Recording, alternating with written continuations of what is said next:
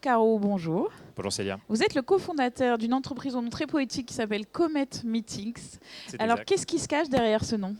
Alors avec Comet Meetings, nous créons des lieux dédiés aux réunions, qui sont des lieux inspirants, abordables, mais tout en restant dans le centre de Paris. Donc, concrètement, c'est votre entreprise, Les Échos. Vous avez besoin de sortir pour une demi-journée, une journée de vos bureaux pour faire un séminaire, que ce soit un comité de direction, un comité de rédaction, une session de formation. Et vous cherchez un lieu qui soit inspirant, qui stimule votre productivité, votre créativité et votre bien-être, sans non plus exploser le budget que vous pouvez avoir dans votre équipe. Donc ce qu'on vous propose, ce sont des lieux de réunion extrêmement inspirants, avec beaucoup de services inclus, qui restent en plein centre de Paris, mais à un niveau de prix très abordable, qui est le niveau de prix de l'hôtellerie entrée de gamme en bordure de Paris. D'accord. Alors, quand vous dites inspirant, ça veut dire quoi? C'est-à-dire que lorsque vous êtes chez nous, alors c'est difficile à expliquer, mais lorsque vous êtes chez nous, notamment parce qu'on a pensé au parcours client, qu'on a regardé le parcours client de différents clients que sont l'organisateur de réunion, l'animateur et le participant, on a gommé tous les points de friction qui font que votre journée peut être moins efficace, moins créative. Exemple, alors au bout de 5 minutes, qu'est-ce qui se passe dans une réunion? Généralement, quelqu'un sort son téléphone portable.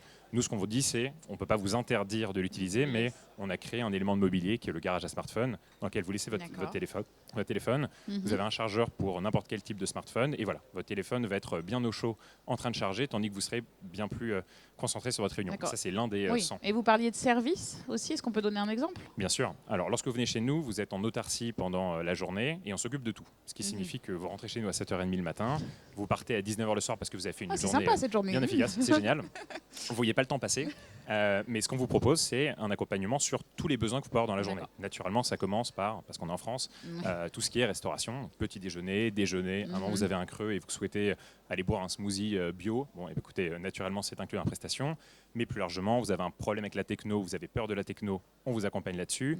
Vous souhaitez être accompagné davantage par un service de conciergerie dans la journée, c'est le cas. On peut répondre à beaucoup de vos demandes. Et enfin, et au moins aussi important, en plus de cette enveloppe dans laquelle nous vous plaçons qui va stimuler votre productivité, votre créativité, on se permet aussi de vous conseiller sur le contenu. Et si vous souhaitez avoir accès à un facilitateur, avoir accès à un expert contenu, on va vous proposer de faire de votre journée vraiment une journée plus efficace et plus créative. Très bien. Alors, si on revient un petit peu en arrière, comment vous avez eu cette idée? Ça vient d'où? Alors c'est simple, avec Maxime et Nicolas, mes associés, nous avons subi un nombre de séminaires et un nombre de réunions pas possible.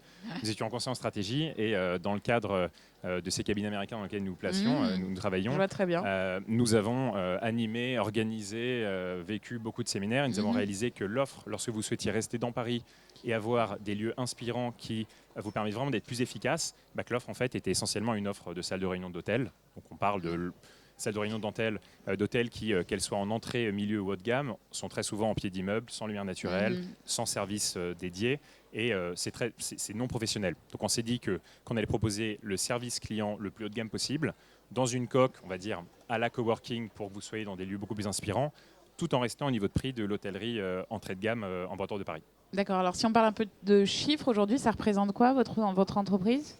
Alors, on est 45 employés, 45 employés, fidèles depuis le début. Ça représente 5 millions d'euros de chiffre d'affaires sur l'année 2018. On est sur une croissance rentable, c'est un point important pour nous. Nous avons 3 bâtiments dans Paris, 3 bâtiments complets. Il faut bien voir. Parce que c'est ça qu'on n'a pas dit, c'est que c'est vos bâtiments à vous. C'est pas je rends un lieu inspirant comme ça pour un séminaire, c'est vraiment des bâtiments entiers que vous avez en propre. Exactement, qu'on occupe, dans lesquels on effectue des travaux très lourds pour en créer les lieux qui nous permettront de proposer le meilleur service possible. Donc on a 3 bâtiments différents qui sont dans le quartier central des affaires, dans le sud du 17e à Terne, place des Victoires et dans le nord du 16e vers l'Étoile. À chaque fois avec des concepts très différents. Vous avez l'usine de store dans laquelle vous êtes vraiment dans un décor industriel, la jungle urbaine, place des Victoires, où au bout de 5 mètres, après avoir ouvert la porte de jardin, vous oubliez que vous êtes à Paris et on vous a mis au vert sans traverser le périphérique, même s'il y a plein de choses bien en dehors du périphérique.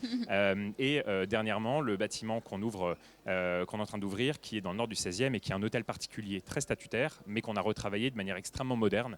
Voilà. D'accord. Alors justement, est-ce que les prochaines étapes, c'est ça? C'est encore plus de bâtiments, encore plus de lieux? Ou est-ce que vous imaginez décliner ce concept peut-être à d'autres formes?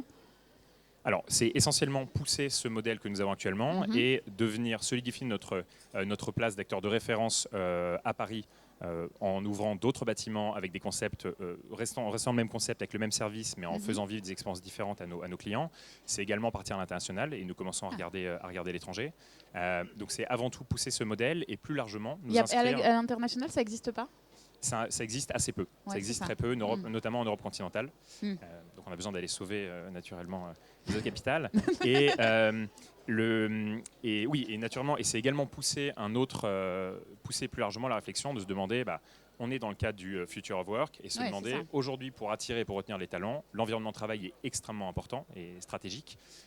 Donc comment est-ce qu'on fait, et c'est des discussions qu'on a depuis un petit moment avec des acteurs de l'immobilier, comment fait-on pour faire en sorte que ça pourrait devenir du consulting du consulting ou bien de l'opération en lieu inspirant.